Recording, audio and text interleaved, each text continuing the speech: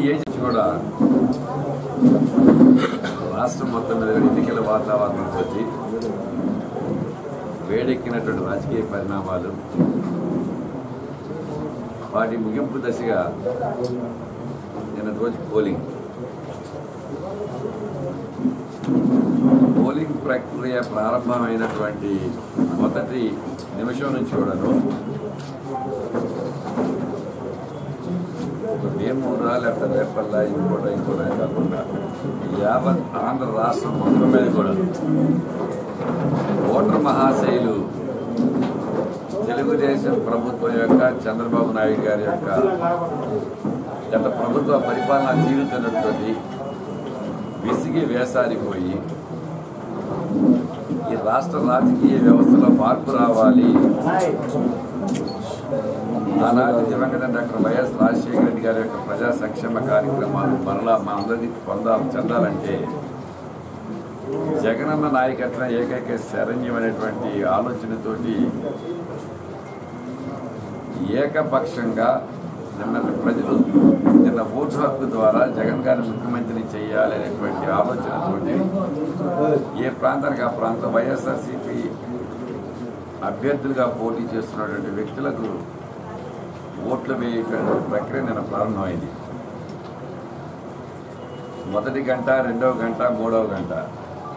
గంటకు గడిచే కొద్దీ ప్రజల్లో జగన్మోహన్ రెడ్డి గారి నాయకుడు ముఖ్యమంత్రిగా చూడాలనేటువంటి ఆ ఉత్సాహంతో పోలింగ్ సరళి కూడా ఎండ వాతావరణాన్ని కూడా లెక్క చేయకుండా అవకాశం ఉన్నంత మేరకు జరుగుతున్న ప్రక్రియలో ప్రజల యొక్క తీర్పు జగన్మోహన్ రెడ్డి గారి నాయకత్వానికి అండగా ఉంది. వైఎస్ఆర్సీపీ విజయబావుట ఎగరవేయటం ఖాయం అనేటువంటి ఆలోచనతో ఆ ఆలోచన వచ్చిన మరుక్షణం నుంచి కూడాను తెలుగుదేశం నాయకులు, వారి కార్యకర్తలు అంటే ఒక బాధ్యతలు నియోజకవర్గాల్లో శాసనసభ్యులుగా పోటీ చేస్తున్నటువంటి బాధ్యత కలిగినటువంటి వ్యక్తులు కూడాను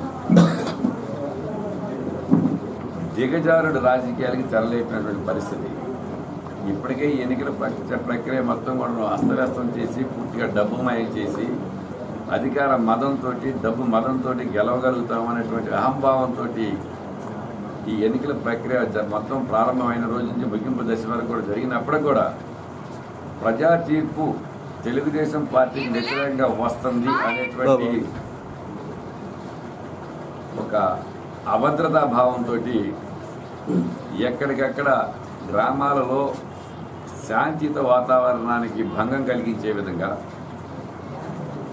ఓటర్ మహాశైలను, నాయకులను అదిరించి బెదిరించి ప్రలోభపెట్టి వారిని తమ వైపు మలుచుకుని ఆ ఓటు రూపంగా మలుచుకోవాలనేటువంటి దిగజారుడు రాజకీయాలకు తెరలేపినటువంటి పరిస్థితి. మరి ముఖ్యంగా నిన్న మధ్యాహ్నం నుంచి ఆ క్రమంలో చూసాం. జిల్లాలో బాధ్యత కలిగిన సభాపతిగా ఉన్నటువంటి కోడెల శివప్రసాద్ గారి యొక్క దిగజారు చిల్లర రాజకీయాలు, వాళ్ళు వీళ్ళు చెప్పుకుంటూ పోతే ఇక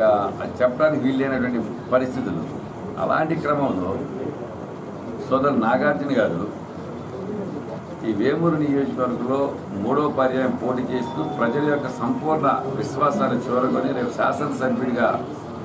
గెలిపించుకోవడానికి